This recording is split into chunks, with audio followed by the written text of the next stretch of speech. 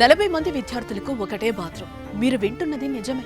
నమ్మడానికి, చెప్పడానికి, వినడానికి నమ్మశక్యంగా లేకపోయినా ఇదే నిజం. భువనగిరి పట్టణ కేంద్రంలోని అర్బన్ రెసిడెన్షియల్ స్కూల్లో పరిస్థితి ఇదే. ఇక వర్షాకాలం వచ్చిందంటే చాలు విద్యార్థులు పడే బాధ వర్ణనాతీతం. ఎవరికి చెప్పుకోలేక చెప్తే ఏమవుతుందో అనే భయంతో బిక్కుబిక్కుమంటూ అరకొర సౌకర్యాలతో విద్యను అభ్యసిస్తున్నారు. ఇక్కడ బిల్డింగ్ చాలా చిన్నగా ఉన్నందుగా మాకు బాత్రూమ్స్ 4 ఉన్నాయి. అందువలన స్నానాలు లేట్గా అవుతున్నాయి. స్నానాలు బట్టలు ఆరకుండా ప్లేస్ లేదు, బట్టలు ఆరేసుకోవడానికి స్కిన్ ఎలర్జీలు వస్తున్నాయి.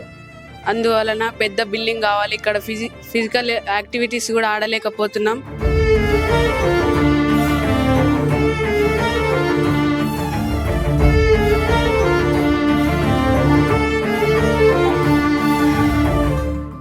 వర్షం వస్తే రూమ్లలో వేసుకుంటుంటే స్కిన్ ఎలర్జీస్ వస్తున్నాయి సార్. గ్రౌండ్ గిట్లా లేదు సార్. ఫిజికల్ యాక్టివిటీస్ చేయలేకపోతున్నాం సార్. మస్తు ఇబ్బంది అవుతుంది సార్.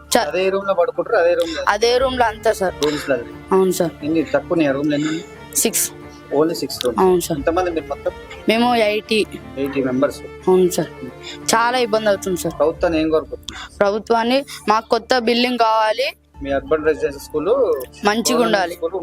మంచి రూమ్, మంచి భవనం కావాలని కోరుకుంటున్నాను. అవును సార్. ఈ అద్దె భవనాలు వద్దంటున్నారు. అవును సార్. అంతే కదా? అవును సార్. ఓన్గా ఉండాలి సార్. తల్లిదండ్రులు లేని అనాథలైన పిల్లలు చదువుకునే అవకాశానికి దూరం కాకూడదనే సదుద్దేశంతో 2017లో ప్రభుత్వం భువనగిరిలో అర్బన్ రెసిడెన్షియల్ స్కూల్ను ప్రారంభించింది. తల్లి, తండ్రి ఇద్దరినీ కోల్పోయిన వారికి మొదటి ప్రాధాన్యతగా, తల్లి లేదా తండ్రి లేని వారికి 2వ ప్రాధాన్యతగా, పేదవారికి 3వ ప్రాధాన్యతగా గుర్తించి పిల్లలను అర్బన్ రెసిడెన్షియల్ స్కూల్లో చేర్చుకుంటారు. 6వ తరగతి నుండి 8వ తరగతి వరకు సుమారు 100 మంది పిల్లలను బడిలో చేర్చుకుని వారికి వసతి, భోజనం, నాణ్యమైన విద్యను అందించే అర్బన్ రెసిడెన్షియల్ స్కూల్ ప్రస్తుతం తాత్కాలిక అద్దె భవనంలో సమస్యలతో కొనసాగుతోంది. అర్బన్ రెసిడెన్షియల్ స్కూల్ ప్రారంభమై 8 సంవత్సరాలైనా సొంత భవనం ఏర్పాటు చేయకపోవడం పాలకులు, అధికారుల నిర్లక్ష్యానికి నిదర్శనంగా నిలుస్తోంది. మాకు మాత్రం ఎలర్జీలు అవుతుంది సార్. ఇంకా ఇక్కడ మనం సరిగ్గా కింద పచ్చి కాళ్ళు కూడా చెడిపోతున్నాయి సార్. అందుకోసం మాకు పక్కనే హాస్పిటల్ ఉన్న హాస్టల్ ఏదైనా కావాలి సార్. గవర్నమెంట్ని చాలా కొంచెం మంచి బిల్డింగ్, ఇంకా మంచి హాస్టల్ కావాలని.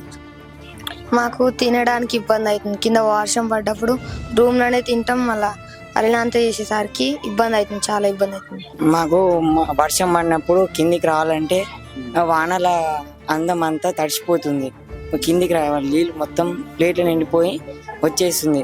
అయితే రూమ్లో 6, 7 ఉన్నాయి అంతే. మాకు మేము ప్రభుత్వం కోరుకునేది హాస్టల్ దగ్గర భువనగిరిలో పడాలని కోరుకుంటున్నాను. వర్షం పడ్డాదనుకో స్నానానికి ఇబ్బంది అవుతుంది. 5 ట్యాప్లతో చేయాలి. బాత్రూమ్ 3 ఉన్నది. ఈ చిన్న హాస్టల్నే కట్టుకుంటున్నాం. ఓ పక్క చదువు, మరోపక్క సమస్యలతో అక్కడి విద్యార్థులు నిత్యం పోరాటం చేస్తూనే ఉన్నారు. ప్రతిరోజు సమస్యలు, మరోపక్క చదువు విద్యార్థులకు కష్టతరంగా మారింది. ఉతికిన బట్టలు ఆరేసుకోవడానికి సైతం స్థలం లేకపోవడంతో ఉంటున్న గదుల్లోనే ఆరేసుకునే పరిస్థితి ఏర్పడింది. ఇక్కడ పాఠశాల మరీ దారుణంగా ఉంది. ఇక్కడ ఇబ్బందులు చూస్తే చాలా పరిస్థితి మంచిగా లేదు. గ్రౌండ్ లేదు, బిల్డింగ్ చిన్నగా ఉంది అని అంటుండు మా విద్యార్థి. కాకపోతే ఇక్కడ హాస్టలే మంచిగా లేదు. వేరే హాస్టల్ మంచిగా చూస్తే బాగుండు అనేది కోరిక. దీనికి తోడు భోజనం చేసే గది పక్కనే వాష్రూమ్లు, స్నానపు గదులు ఉండటం వంటి పలు సమస్యలతో విద్యార్థులు తీవ్ర ఇబ్బందులు పడుతున్నారు. ముఖ్యంగా వర్షాకాలంలో సీజనల్ వ్యాధులకు గురి కావటం, వ్యాధులు నయం కాకపోవడంతో చాలా మంది ఇంటి బాట పడుతున్నారు. అప్పట్లో మరి సరి అయినటువంటి ఈ యొక్క వసతులు లేనటువంటి భవనాన్ని ఎంపిక చేసి మరి దాన్ని ప్రారంభించారు. అప్పట్లో పిల్లలు కూడా చాలా తక్కువగా ఉండే. దీనికి 100 మంది కెపాసిటీ, అంటే 100 మంది వరకు ఇక్కడ చదువుకునే అవకాశం ఉంది ఈ పాఠశాలలో. మరి ఇప్పుడు దాదాపు 85-90 మంది పిల్లలు ఉన్నారు. అయినా ఇంకా అప్పటికి నుంచి ఇప్పటి వరకు కూడా ఇదే భవనంలో కొనసాగడం చాలా విచిత్రంగా ఉంది. మరి ప్రభుత్వాలు, అధికారులు కూడా, నాయకులు కూడా పట్టించుకోవడం లేదు. మరి జిల్లా కలెక్టర్ గారు, జిల్లా డిఈఓ గారు, అలాగే ఉన్నటువంటి స్థానిక ఎమ్మెల్యే కూడా తక్షణమే ఈ యొక్క పాఠశాలను సందర్శించి పిల్లల బాగోగుల కోసం వారికి ఒక మంచి వసతిలో ఉన్నటువంటి భవనాన్ని ఏర్పాటు చేసి మరి అక్కడికి తరలించాలని చెప్పి నేను ఈ సందర్భంగా నేను డిమాండ్ చేస్తూ ఉన్నాను, కోరుతా ఉన్నాను. మరి నిన్న సోమవారం జరిగినటువంటి ప్రజావాణి కార్యక్రమంలో కూడా నేను కలెక్టర్ గారికి ఫిర్యాదు చేయడం జరిగింది. ఒకవేళ ఈ వారం రోజుల్లో ఎలాంటి చర్యలు తీసుకోకుంటే మరి విద్యార్థుల ఆధ్వర్యంలో అలాగే ప్రజా సంఘాల ఆధ్వర్యంలో కూడా ఆందోళన చేపడతామని కూడా ఈ సందర్భంగా మేము తెలియజేస్తా ఉన్నాం. దీంతో వారి చదువుకు ఫుల్ స్టాప్ పడుతుంది.